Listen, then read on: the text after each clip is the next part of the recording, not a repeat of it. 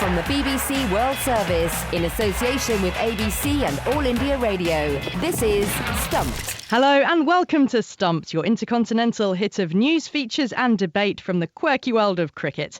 I'm Alison Mitchell in the English city of Leicester this week, because here in the Midlands, the opening games of the multi-format Women's Ashes series are taking place. And I lived here for a few years at the start of my broadcasting career, and it's a city, well, famous recently for the king under the car park discovering the remains of King Richard III, who was the last English king killed in battle in 1485. But it's also a city famous for its sporting powers. Leicester City Football Club, Leicester Tigers Rugby Union, home to the 2003 World Cup winning captain Martin Johnson. And speaking of World Cups, well, the semi-finalists are now known for the Men's ICC Cricket World Cup. England got there.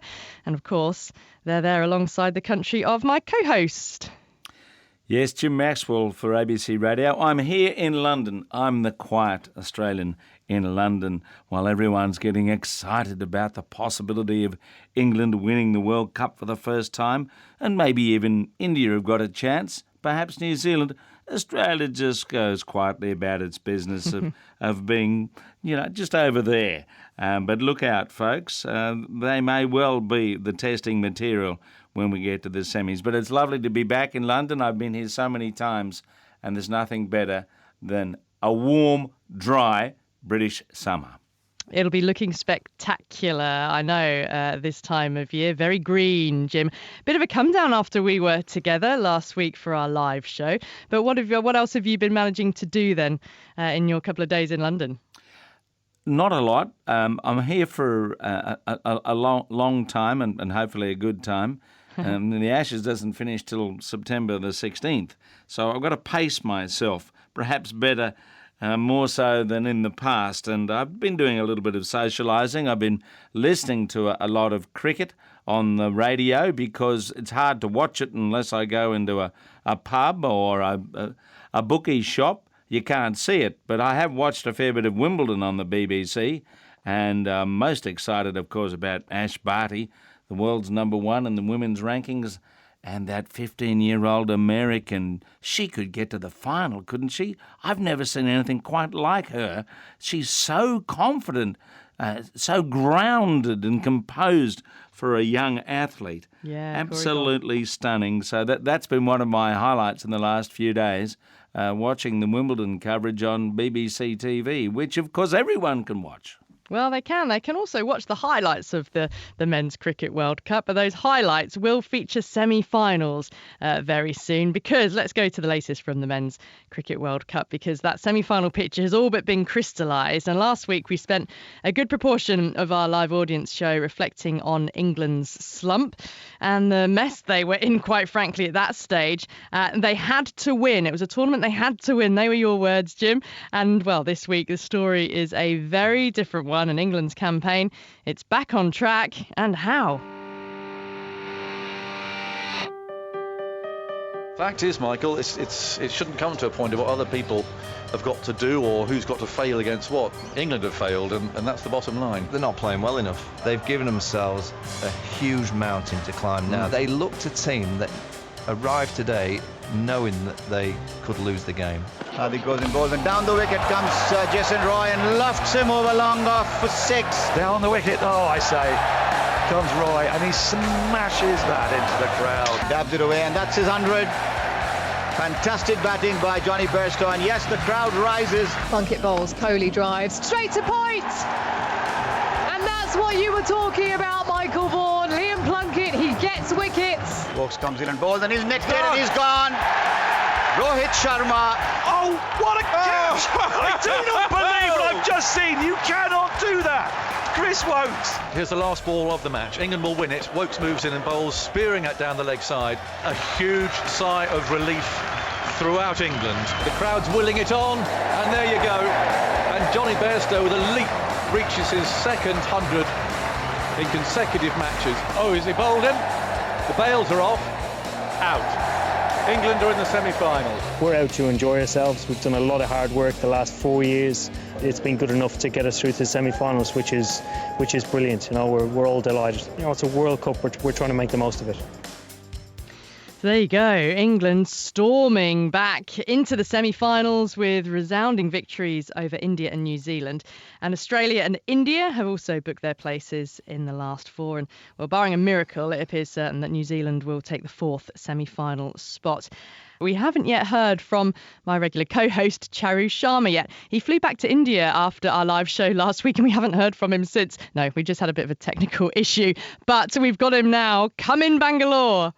Oh, he is there. Gosh, it's been a tough one. We thought we'd lost I'm glad you. I'm finally on air. But, yes. I know. It's just, what can I say? I mean, Bangalore is supposed to be the IT capital of at least India, if not the rest of the world. But, oh, gosh, can't sort these phone lines out. But, hey, glad to hear from you. Yeah, tell me, Charu, then, what have you made of England's rollercoaster World Cup and their resurgence to storm into the semi-finals in the manner that they have? Well, this is a terrible time for me to say so, but I've done that often enough. Ali, I told you so. And I told everybody who was willing to listen, England are going to make it because they're a very solid unit. And of course, they're finally produced. I think it might have more, or not more, but quite a bit to do with the fact that they finally started winning tosses and batting first. And their confidence levels with their batting, which is very good, seems to be just that much higher when they're batting first rather than chasing, which is the obvious conclusion. But yeah, they deserved a place, at least in the semi-final. I've been calling them co-favorites with India all the way through. They wobbled a bit, but they're back. And of course, maybe Jason Roy had a lot to do with it. I think he had a lot to do with it, didn't he? Being fit again, and then the 200s from Johnny Bairstow. I mean, England now have pretty much a week gap before the semi-final. They'll get away from the game. Owen Morgan will watch a lot of horse racing. I know that. What about India then? And in particular, just give me a word, Charu, on Mayank Agarwal, because he's been called up after Vijay Shankar was ruled out. What does he bring? Well, there's quite a bit of consternation here in India. Mayank, of course, is a lovely young man. I have a lot of time for him. He's very well behaved. I hope you get to meet him. Wonderful young man. And, of course, a nice cricketer, too, at the top of the order. But there's some noise about Rayudu finally, of course, retiring from all forms of the game because he's so upset that he was meant to be at one point in time almost a shoo-in for the World Cup. Then he became a maybe, and now he became a nothing at all. So he's pretty upset. He's retired. But Mayank is a wonderful young man, very aggressive, great runner between the wickets, very fit. So he brings a lot to the team if he should ever get a game. I suspect he may not. But the injury surrounding Vijay Shankar is quite mysterious because he was, in pretty good shape. He may not have contributed heavily towards the Indian march towards the semi-final, but he seemed to be this multi-talented cricketer that at least the Indian selectors were looking forward to. Mm. And for quite a few matches that he played, he didn't even get to bowl, not even one over, leave alone 5 or 7. So, yeah, there was a bit of mystery surrounding his selection as well as the way he was utilized in the World Cup. But I just wonder if Mayank is going to get a game or not, because this late in the campaign, you'd want those who'd been there for a while and gotten local experience to be the ones in the team. But Mayank's a fine young cricketer, and I hope, that he has better things stored for him in the future.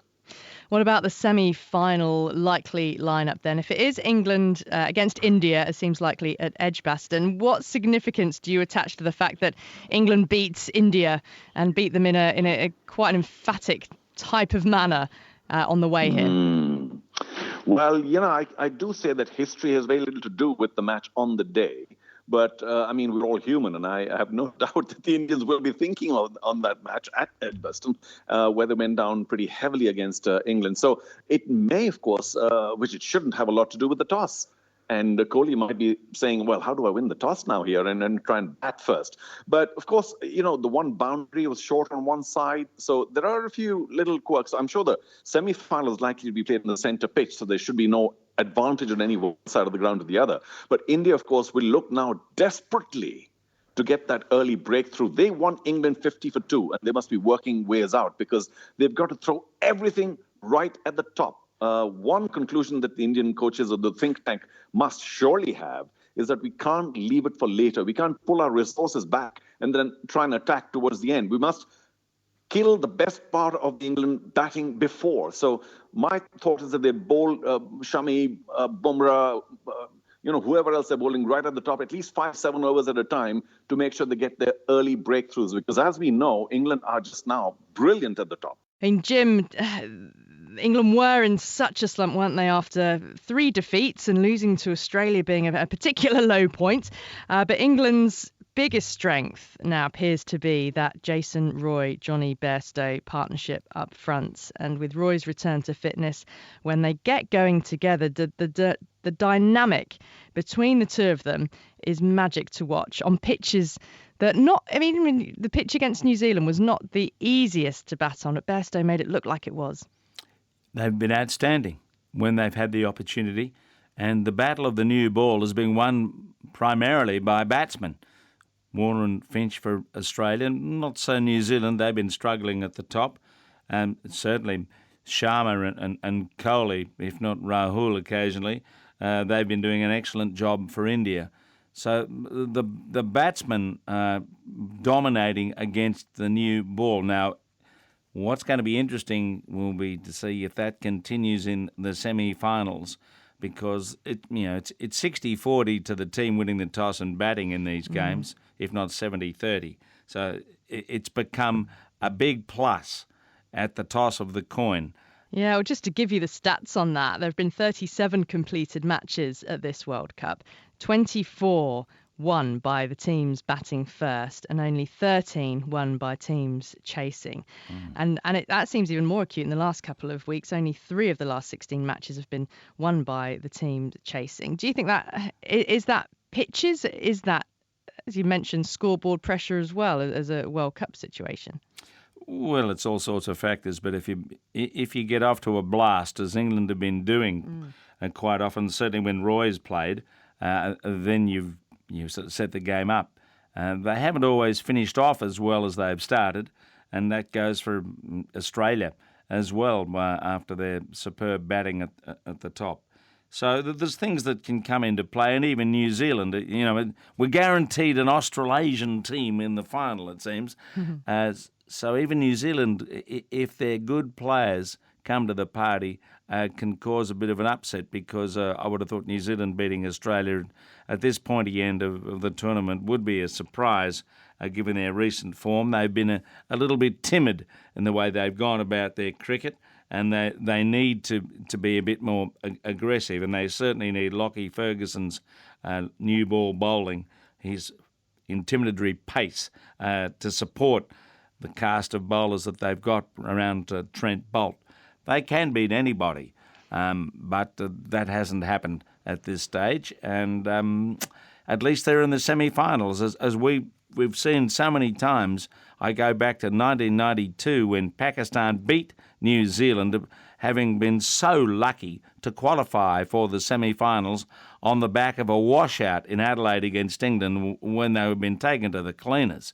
And that 1 point, a bit like the 1 point that New Zealand got out of the washout against India, has just ticked things over and given them the opportunity. So we'll see if history kind of repeats itself in that regard, as this is the first tournament since then where everyone's played each other in the pre-semi matches. Yeah, and England's first semi-final in the 27 years since 1992. I just wonder, with England, for me, just that concern over if the conditions aren't quite perfect, if Bairstow or Roy don't manage to get off to that blistering start, if England are batting first, or even if indeed chasing, can the middle order then do it? Because, yeah, you're right, against New Zealand, after Bairstow was out, it was still 20 overs left and only 111 were added for 7 wickets. And it turned out to be enough against New Zealand. But would that be enough against, say, India, if they indeed faced them at Edgbaston? Yes, England did beat them in the group match. I mean, you just can't imagine that India would play in the same manner. In a semi-final, the intent would be bristling through every member of their team, surely. And the crowd. Yeah. Remember that. And there has not been an Indian game played in this tournament where it hasn't been 95% Indian support in the crowd. And I would have thought that'll be the same if we get to the final at Lord's with India playing against whoever. And what do you think Dhoni's future is looking like? And is time catching up with him, Jim, in light of the way he batted against England and Bangladesh? Well, you don't write off a champion and all those things, but it seems to be twilight time, yes.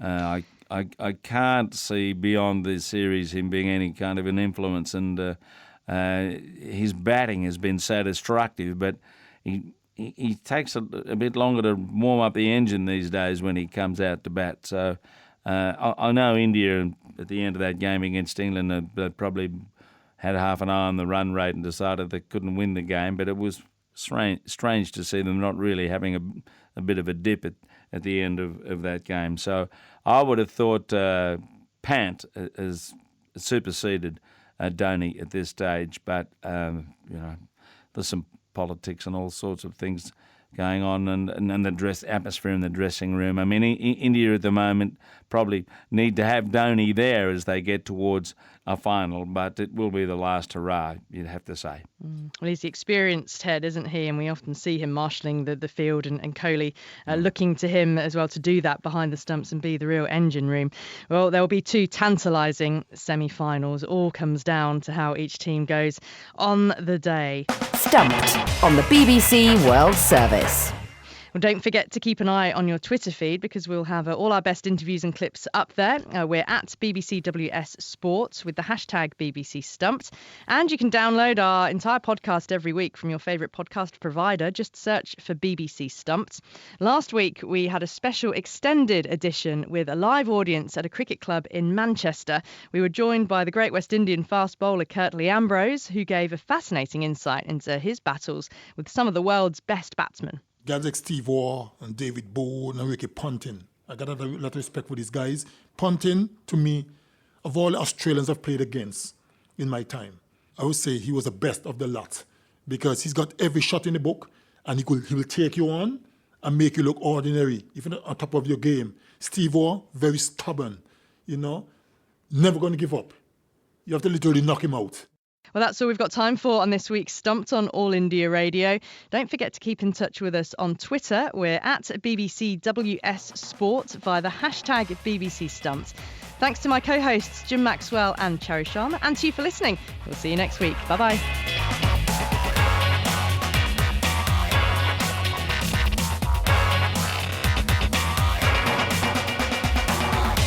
Stumped is a BBC sport production for the BBC World Service in association with the Australian Broadcasting Corporation and All India Radio.